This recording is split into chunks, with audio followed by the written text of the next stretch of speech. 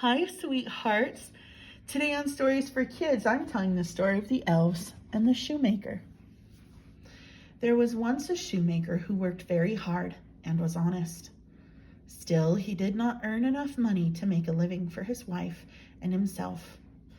At last came the day when all he had in the world was gone, except just enough leather to make one pair of shoes.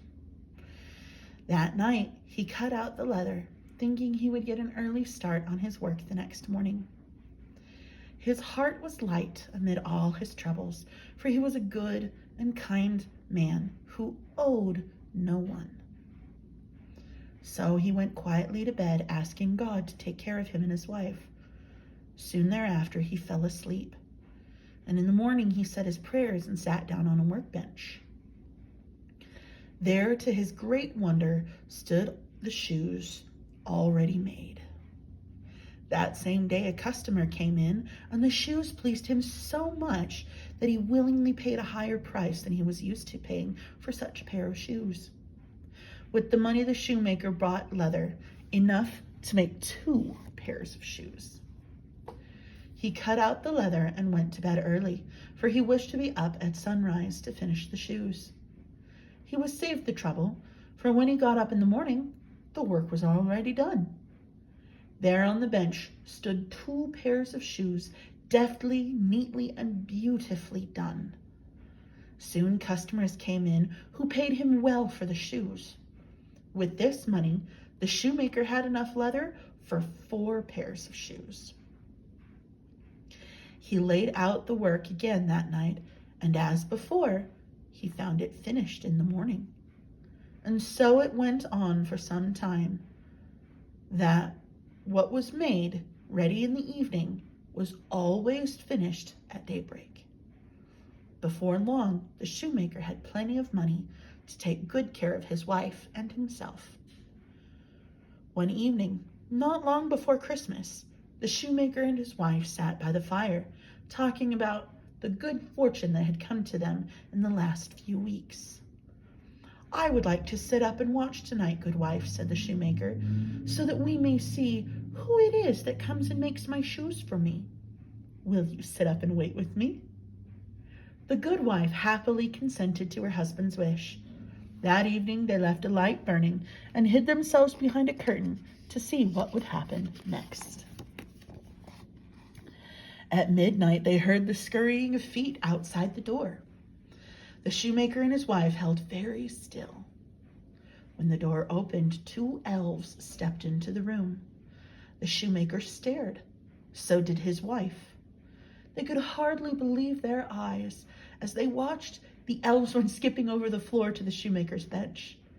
And quickly they seated themselves upon the bench and took up the shoes that had been cut out, and they began to work with great speed. They stitched and tapped and tapped and stitched at such a great rate that the shoemaker could scarcely follow the movement of their hands. The shoemaker and his wife never stirred from their hiding places behind the curtain. They just stood and watched and listened. Long before daylight, the shoes were finished, and the elves placed them side by side on a row on the bench. And then with a smile and a wink at each other, they hopped down from the bench and went skipping out of the room into the darkness. The next day, the shoemaker's wife said, "Those 2 little elves have made us so very comfortable. We should be grateful to them. Let's do something for them. Poor little things, they have nothing upon their backs to keep off the cold. I'll tell you what we'll do. I'll make each of them a shirt and a coat and a waistcoat and a pair of pantaloons. You can make each of them a tiny pair of shoes using your finest, softest leather." The shoemaker was well pleased with his wife's desire to clothe the elves. So they went to work, the wife making 2 sets of tiny clothes, and the shoemaker fashioning 2 pairs of tiny shoes. Then on Christmas Eve, when all was ready, the good people laid out their gifts on the workbench and hid themselves behind the curtain to see what would happen. When these 2 little elves came to just do their work, As the clock began to strike at the midnight hour, in came the elves. With never a look to the right or the left, they danced and skipped over to the shoemaker's bench, where they found tiny clothes and shoes instead of the usual pieces of leather. Each elf stole a glance at the other, and for a moment the room was very still. But only for a moment. For when the elves began shouting and laughing, they had a twinkle in their eye, and they dressed themselves in their new clothes and shoes. They clapped their hands with great joy and danced and skipped and whirled around the room. Then suddenly, with merry laughs, they ran out of the door, across the street, and over the snow and out of sight. The shoemaker and his wife never saw them again, nor did they ever come back to work at his shoemaker's bench. But from that time forward, everything went well, and the shoemaker and his wife lived happily to the end of their days. And that is the story of the elves and the shoemaker. Thanks for listening, sweethearts. That's it for Stories for Kids. Come back next week for my next story. Bye-bye.